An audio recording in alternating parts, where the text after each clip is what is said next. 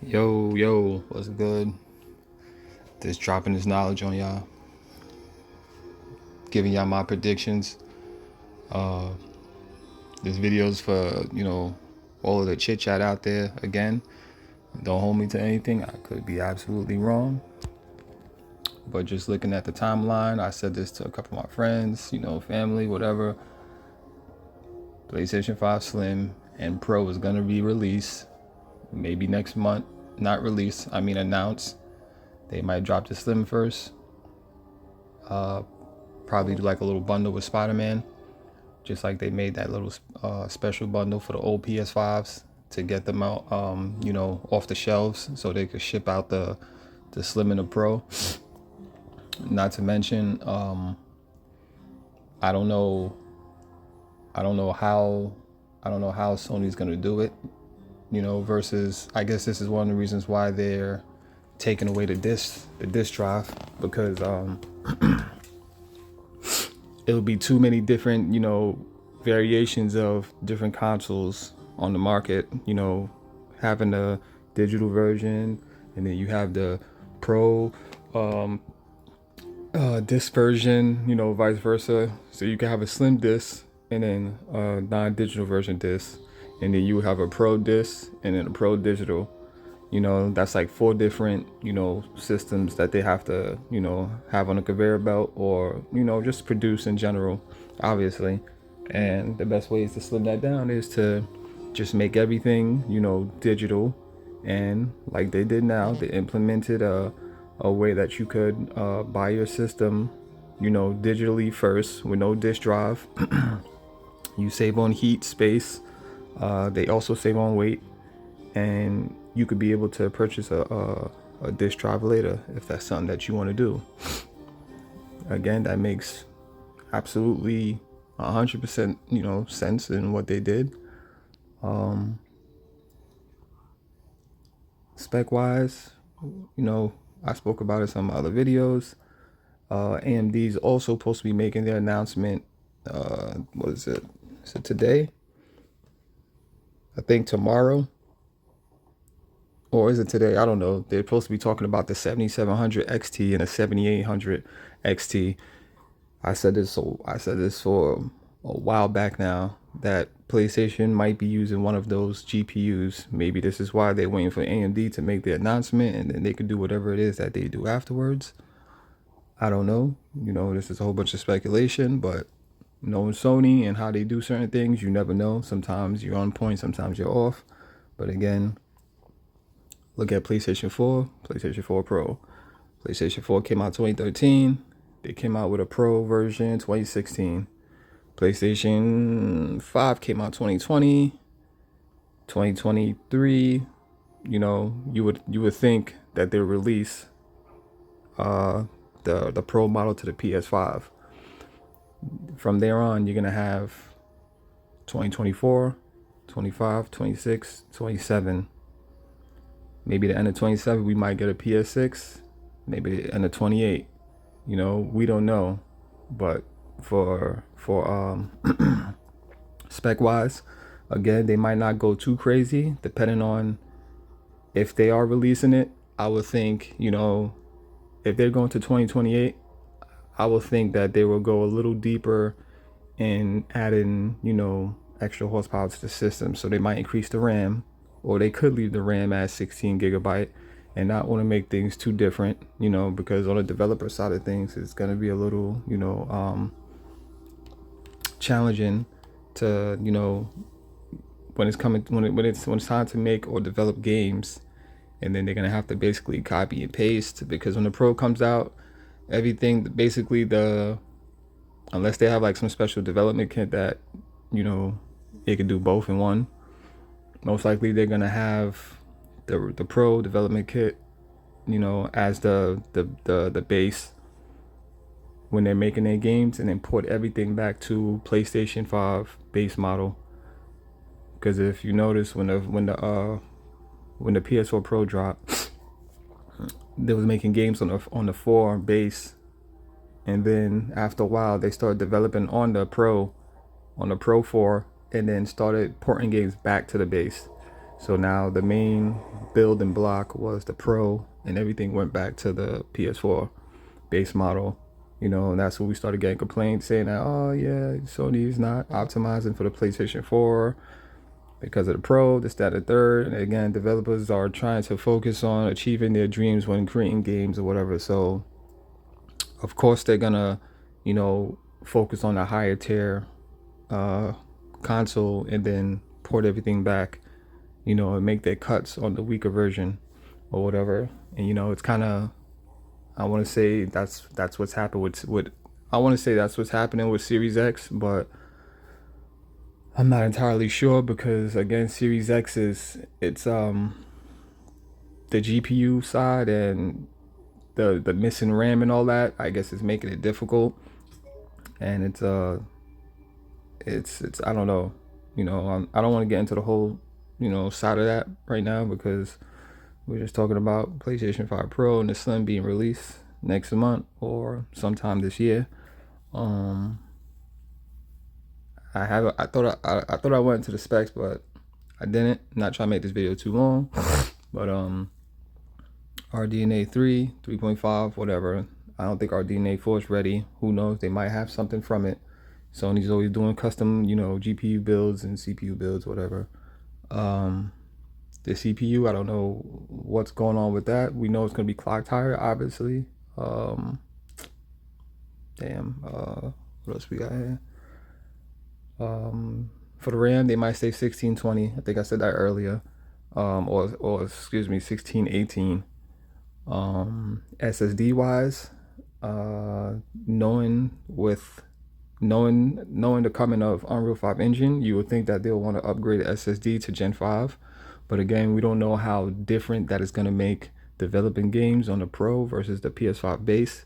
So who knows? They could possibly stay with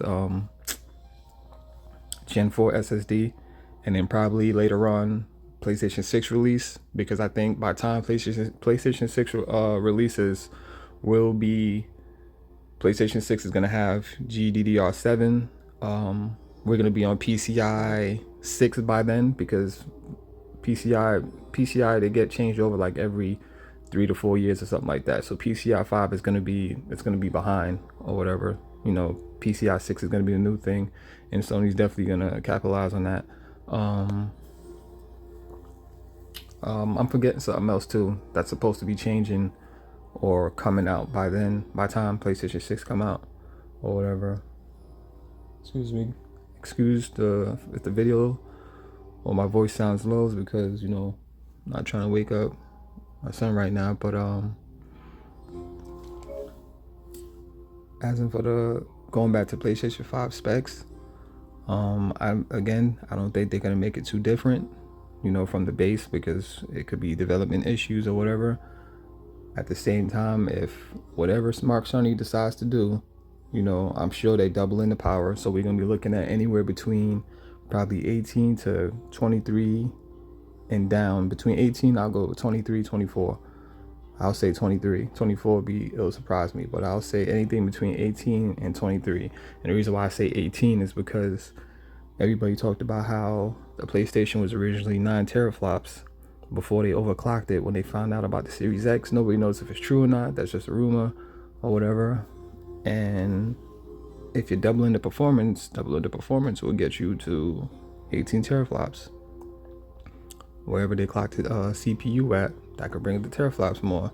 Even though Mark Cerny talked about that's not a measurement of power, which is somewhat kind of true, because again, if you look at Series X and you look at PlayStation 5, they're both doing the same thing. If anything, Sony, it's a way better optimized bottleneck free or less system versus the Series X, which is running into a whole bunch of complications, and everybody's gonna say they little rumors and it's the tools, this, that, and the third, blah blah blah. And that's that. I mean, again, if you look at anybody that owns both of the systems, you'll see that it's clearly no difference. And to be honest, Sony made a better choice with giving us better loading times than focusing strictly on power and having less loading times, because you're able to do more. And again, I see the big difference from just playing, from going from PlayStation 4 to PlayStation 5. You know, in games, it just saves you a whole bunch of time just because you're not sitting there and loading screens, you're waiting to fast travel, all of this, you know, time consuming things that, you know, we had to deal with in the PlayStation 4 era. Um, as in for the Series X and PlayStation 5 speed differences, it's hard to say which is, you know, it's hard to say or put a, like, you know, try to actually pin down how fast the system is, because when you look at, you know, third party games, they're not taking advantage of the SSD to the fullest. And, you know, for my personal opinion, and what I feel, as if they really took advantage of PS5 and really, you know, put the SSD to work and all that, and again, they really can't do some of these things because, for one, it's time consuming. They're probably still mastering the system. Not only that, they're running on old last gen, you know, engines and all that other stuff. And the new engines that's coming is better, you know, is better equipped to take advantage of the tech that is in the new, you know, consoles, whether it's from the CPU side, GPU, you know, AMD's, you know, features or whatever. You know, these engines are going to be built basically to take advantage of the IO throughput. You know, some of the stuff that Sony talked about. If it's done properly, you get up to 22 gigabytes of transfer or read speeds, whatever it was that he said. You know, don't quote me on it, whatever. But you could go look at the road to PlayStation 5. You get a, you know, perfect insight in what I'm trying to say. And again, with these new engines coming, Unreal 5, you know, they'll want to increase the bandwidth of the SSD and transferring data, you know, getting it back, you know, from RAM, going through CPU, getting it to the GPU as fast as possible to render it to the screen, a whole bunch of crazy stuff or whatever. You would think that they want to do these things. And for a lot of people, if you do your research and you guys are investing in, you know, high-end PCs or whatever, you will want to invest in those new SSDs, because regardless of you saying that, oh, it's not going to take advantage of it because I don't have the motherboard or this, that, and the third, it's going to give you faster load times and better performance than using a Gen 4. You know, just because, again, if you look at some games running, I did a couple of videos, or I posted like I did a video on it or whatever, showing a guy talking about it. When you have a Gen 5 SSD, it's not a whole big game changer and all that, but you will get faster loading times. It's common sense. Would you be maximizing the efficiency of the SSD? No, you will not be, but you will be getting better loading times. I was gonna say something else, but it slipped my mind because I'm thinking about getting into this match right now, and I got people waiting. But the SSDs definitely help with FPS, game stuttering. It's a lot that it does. Again, do your research, your homework on it. You'll get a better understanding in what these newer SSDs do and how they improve your gaming experience and performance. It's something I also tried. Some SSDs are backwards compatible, so it's gonna run in Gen 4. In Gen 4 mode, so you'll only be getting the performance of a Gen 4 SSD and not a Gen 5 because of the pins and motherboards and everything else that goes with it. But the whole thing is, if your PCI 5.0, like when it comes to PC and console, it's a little different, so we're not going to get into that ballpark, but you will see better gains or actual gains running your Gen 5 SSD on your PC versus running it on a console. Because a console, once it's made, it's a closed system. It's not open like PC. It's a lot of, you know, stuff that go with it. It's like it's Once everything is in, the hardware is locked in. There's no changing anything. It's something that we have to stick with. PC, you could change stuff out. You can make things work compatible. It's just different. But I'm about to end this video real quick. I didn't mean to make it this long. I know I'm missing out on some PS5 Pro specs that I probably spoke about in my other videos, but probably forgot to mention now. Another thing is too, everybody's crying about this 8K gaming and all this other crazy stuff. Listen, 8K is not the focus here. It could be, maybe it actually is. Nobody knows. But at the end of the day, people are just feeling left out and complaining about the PlayStation 5 Pros coming too early. Why they focus on 8K? Because nobody has 8K TVs like that. The price of 8K TV is too high, for one. For you guys out there that bought high-end 4K TVs, you paid for a low-end 8K TV. There's 8K TVs right now that you can go on Amazon, Best Buy, and probably buy for like $1,200 to $1,500. Probably 55-inch or maybe a 65, something, one of the older models or something like that. So if people wanted 8K TVs, they could afford them. And especially for those guys out there that bought the LGs and the high-end Samsungs, you technically bought yourself an 8K TV. You just bought it at the time.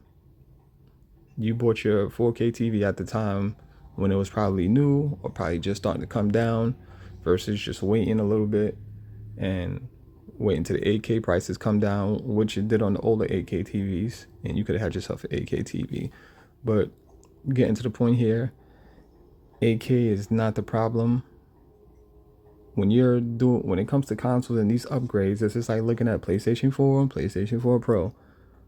You know, we had options to add a play in 8K, we had options to add to do 1080p 60 still, or 1440p 60, and or 8K whatever 30, whatever it is. Obviously, with the PlayStation 5, we have way more settings now. We have fidelity, we have graphical mode, then we got frames per second. Then we got high frames in some games, which you could play 1080p 120 or 1440p 120, whatever it is, the settings that they give us, that's what we had. So looking at just the whole 8K idea of things, yes, we're probably gonna be getting more modding games in 8K or whatever, but looking at it as in like, damn, they just doing it is for 8K, it's not, because it's going to be an option. That just comes with the package. Obviously, it's a more powerful console, better GPU, maybe a better CPU, or maybe same CPU but clocked higher, maybe more RAM, whatever it is, it's just an option. But overall, for people that have 4K TVs, you don't have to play in 8K because you can't, or you just don't want to. You could play in 4K.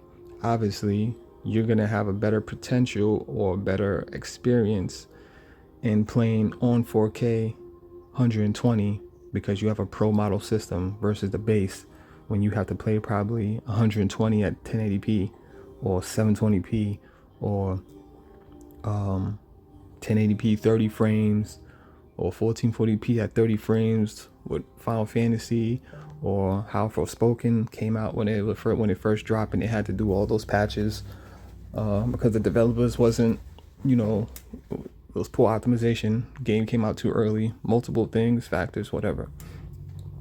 But the whole thing is, you don't have to play in 8K. It is an option. The Pro model just comes with that option because it has the extra horsepower to render out, that extra resolution, and it's like people with a 3090 was barely scratching 8K or whatever, and then now you upgrade to a 4090 now, and now you're doing 8K, whatever high frames per second now because of the extra power. You have a stronger GPU, but you don't have to go into 8K. You could probably stay 4K 120 max, full ray tracing, or whatever. Yeah, I get the picture here. So everybody that's sitting here crying about, oh, this 8K this, that, da da da. I've seen so many different channels. It's just annoying now. And then and the way YouTube works, it's like everybody just follows a certain trend. You know, that everybody talks about, oh, 8K this, blah blah blah. The next YouTube person sees it. All right, I'm gonna put this in my video and talk about 8K and complain about it.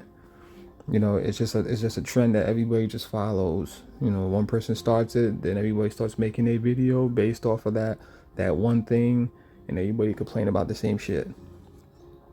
And again, you have, I don't even want to say the videos that I watch or whatever, but you know, just watching the video, sometimes it could be interesting, sometimes it's just annoying because people just, you know, again, see stuff, make videos about it, complain, and you know, at the end of the day, for you people out there, you don't have to buy the system.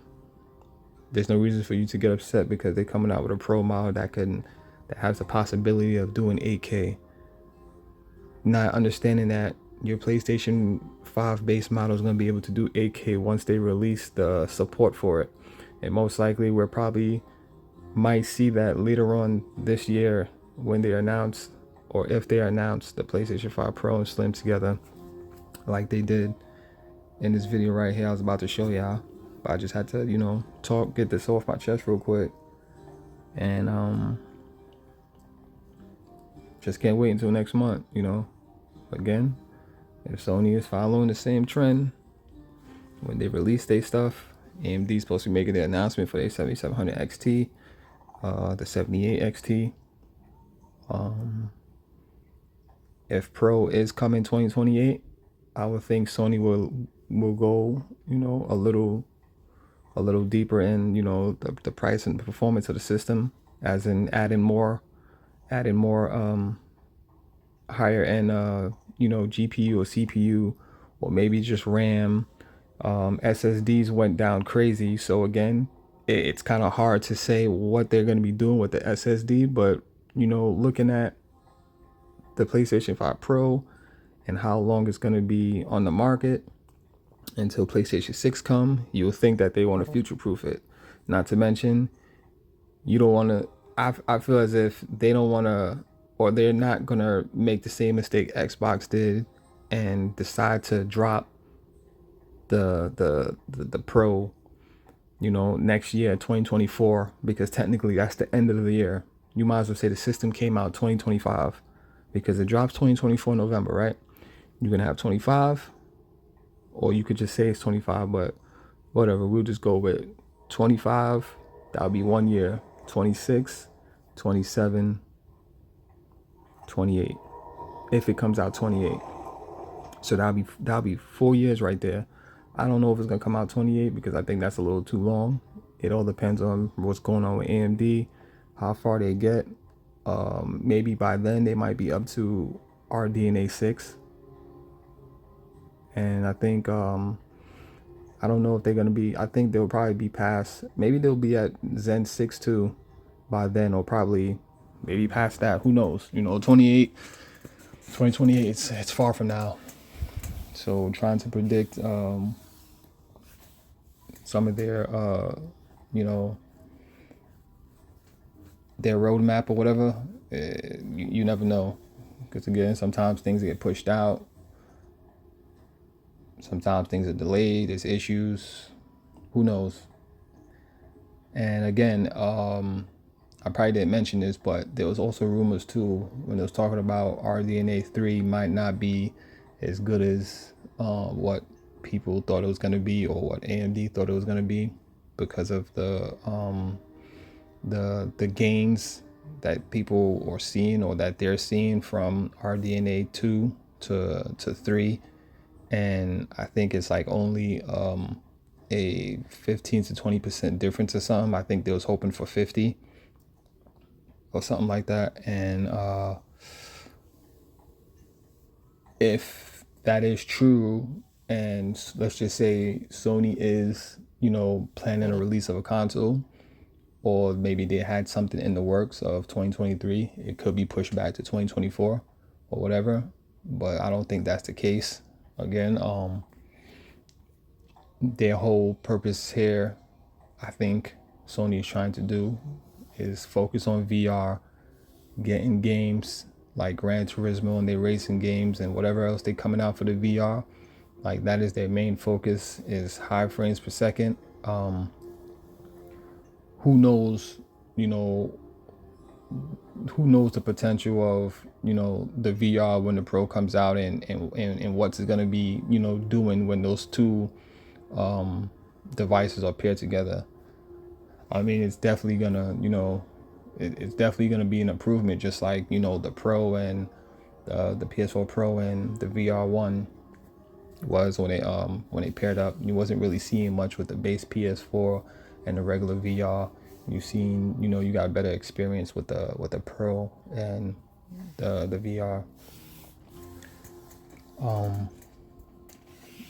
I mean, I got more, but this video is already, I wasn't expecting it to be 30 minutes long, but share this video real quick. A console with user experience at the core. A network that is faster, more social, more personalized, and brings entertainment to life like never before. With more than 40 million units sold worldwide, we are honored at the success the platform has achieved. However, we know there are still a large number of gamers waiting to join the PlayStation 4 family. That is why we will introduce a PS4 system that is slimmer, lighter, and more energy efficient. The new model, which is the standard PS4 moving forward, will appeal to a wider audience who are looking to buy the best interactive entertainment system for their home. Despite the sleek design, the new model packs all the same powerful components that have made PS4 the best place to play. With the new PS4 model, you can immediately enjoy exclusive entertainment experiences such as Uncharted 4 and PlayStation Vue, our cloud-based TV service. And the holiday season is just around the corner, with PlayStation VR launching next month, as well as an amazing lineup of PS4 games, including The Last Guardian, Call of Duty Infinite Warfare, and Watch Dogs 2. The new PS4 model will be in most markets by September 15th for $299, representing a tremendous value for gamers. For those who have yet to join the PS4 community, there's never been a better time. PS4 games continue to deliver new experiences that redefine interactive entertainment, and developers are just hitting their stride, pushing the graphics, narrative, and gameplay farther on PS4 than ever before. PlayStation 4 has indeed been the grand canvas that we hoped it could be, supporting a tremendous variety of titles from AAA to smaller digital games, all tied together with the PlayStation Network and our unique approach to social play. We have returned to the combination of creative breadth and commercial success that made the early years of PlayStation so distinctive. It was always our intention to design the PlayStation 4 as a platform to stimulate and fuel future evolution. This vision of the future and the architecture that would enable it was designed into the product from the very beginning. However, we realize that for the very highly discriminating gamer, there is always a desire for advancement, and they want it in this generation.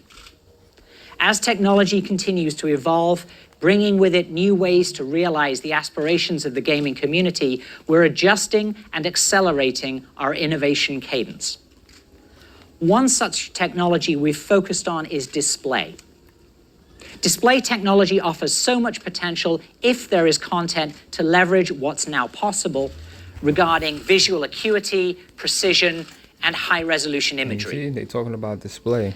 With PlayStation 4, we're pretty much maxing out what 1080 TVs can do with most games. We have so many different options Gamers and now. developers alike are always hunting for ways to heighten their gameplay experiences, which is why we're excited about 4K and high dynamic range, or HDR. With 120 frames per second with ray tracing. 4K can deliver a level of detail and visual precision that's unprecedented. HDR 8K is going to be an contributes to option. enhancements There's in going to visual be different clarity, multiple color, options. and Everybody luminance. don't have to It makes sit here and scenes focus far on, more oh, the realistic 8K and truer to console, the I'm way on your Sony eyes to see only and focus on experience the ray real tracing or world. only focus on 120. In the world of TVs, It these comes with two the package. You buzzwords just have been can't tell somebody circulating to for a focus while now, on but it's one thing only and not now the that we other. can It's start not going to make implementing sense. these You're advancements going to need a in better the context GPU. of You're gaming. going to need a better CPU. Games You're are a going to need a natural better, for 4K and HDR. you're going to need Developers probably want more to RAM. It all deliver depends on the promise of their what Sony is creative trying to vision, and accomplish both and what the both devs these are actually technologies telling them that enable they them to want make their games in order look for them to better without the achieve their compromises. goals or their dreams in developing their games. To provide That is users the with main even important better thing right gaming there. experiences, in conjunction with these technologies, we And give not you to mention, PlayStation 4 keeping the Pro. price down, keeping it PlayStation 4 affordable, Pro will sit keeping it alongside reasonable and complement the standard for the PS4. consumer. We Because named not it everybody, PS4 sometimes Pro for me, to symbolize that it is part of I this wish Sony would generation make a and $1,000 targeted to the system, hardcore which is a gamer pro or version. those who have But invested then that's in going to advanced affect display games. technology. I don't know how bad it's going to affect the At developers when launch, creating PS4 games. Because Pro again, will look at become the number Microsoft one and provider what they're of going high through with the resolution Series and X and the HDR Series content. S. We will instantly have hundreds of hours of high-quality gaming experiences available in these exciting formats where you can truly see the difference.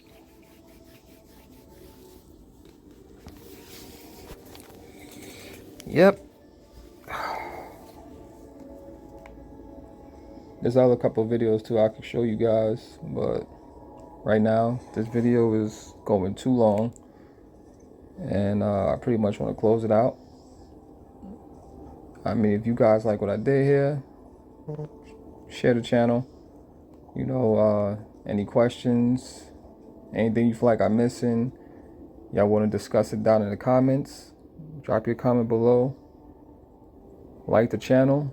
Takes 2 seconds while you're listening to the video, not even 1 second. You know, leave your thoughts. Let me know what you think. And I'll see you guys, man. I gotta get back to this game. I've been distracted this whole entire time.